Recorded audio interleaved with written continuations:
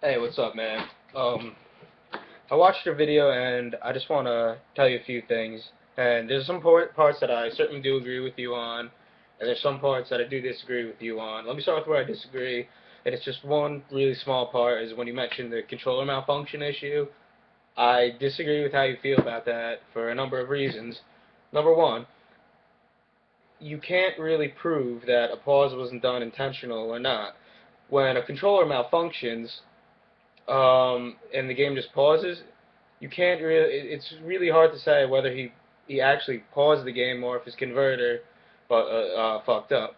Now, if that rule gets stated that you have to restart the match if there's a controller malfunction like that, and you know, and the game pauses or whatever, there you can't really say anything to whether or not that guy paused the game to to take a break and kind of reset the we'll just like take a break and like reevaluate things and go back into the match like that. So that can arise with shit like that. Also, um, if it is a controller problem, well, specifically for this player, he had the same issue happen in winners bracket, and that's how he got sent to losers. Now that he's known that his controller is giving him problems, he needs to get working equipment. You know, Markman is there. He'll get you working equipment. He'll be like, "Hey, Markman, I need a stick. I need a pad. I need this. I need that." He will be able to provide you with that. And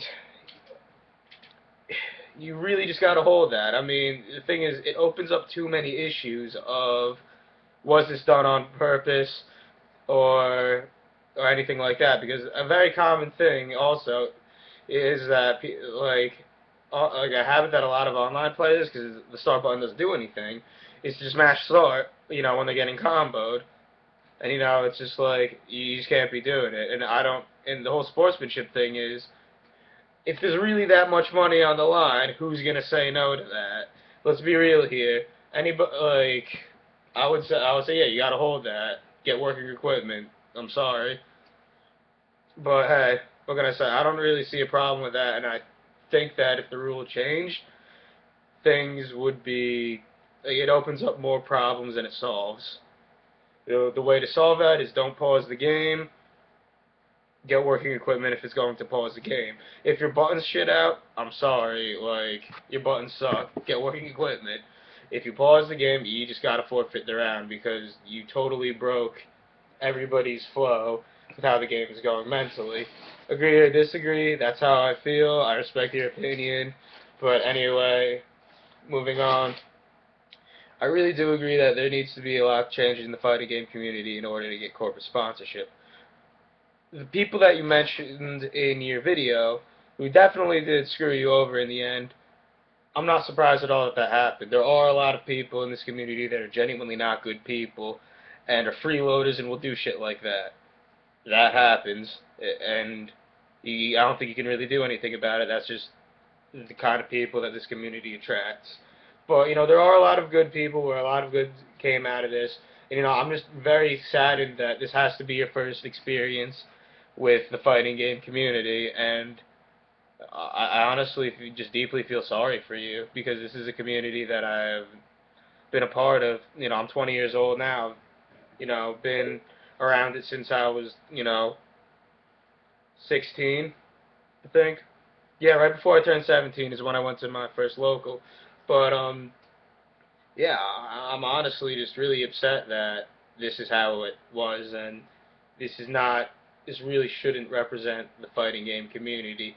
Rather, you should tell us who the individuals are so we can stay away from them. That would help because I think there generally should be a blacklist of people that not to deal with, because there are people who decide to go to these things. They don't have necessarily the funds to do so, so they'll freeload off of people, or they're just scumbags like that. It just happens. So, and one thing that I would recommend for you in the future, if you do decide to stick with us, which I really hope you do, is to get to know people before you decide that you're going to, go out on, a ride where you're depending on people.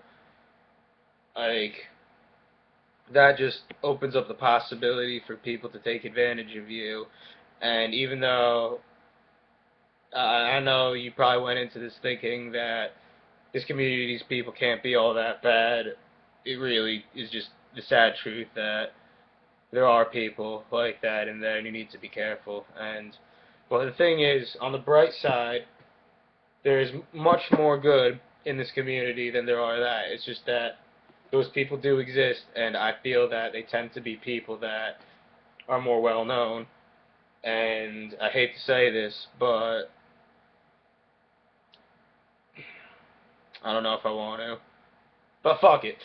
Honestly, I feel like the only community that's really self-destructive and can expand is the Capcom community because of how things are. They don't want to help out new players. They don't want to, clean up their act so they can get esports and sponsorship or whatever. They, in particular, are the community that has the size to go forward, but they don't have the mentality or the professionalism to do so.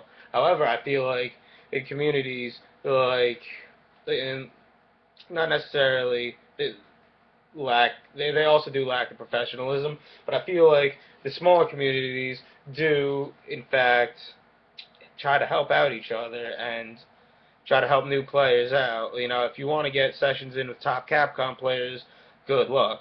If you want to, play with, NRS players, like you said, that got contact you guys' contact information, that I feel is more commonplace in something that's of smaller communities because they need the numbers. The Capcom players, they don't need the numbers at all.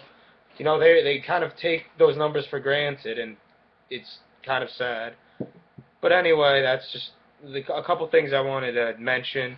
Oh, also, if the fighting game community wants to get sponsorship, they just need to learn how to work with the politics, I guess, of things, and they need to be able to show that, that they are interested in, you know, doing these things, but they also need to learn how to conduct themselves in the public eye, which not a lot of people are very good at. But anyway, I really hope that any future experiences that you do have with the FGC go better.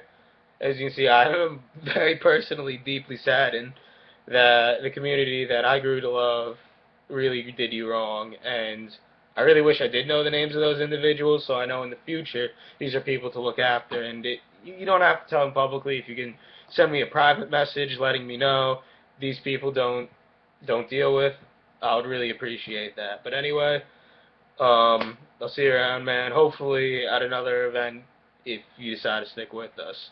Take it easy.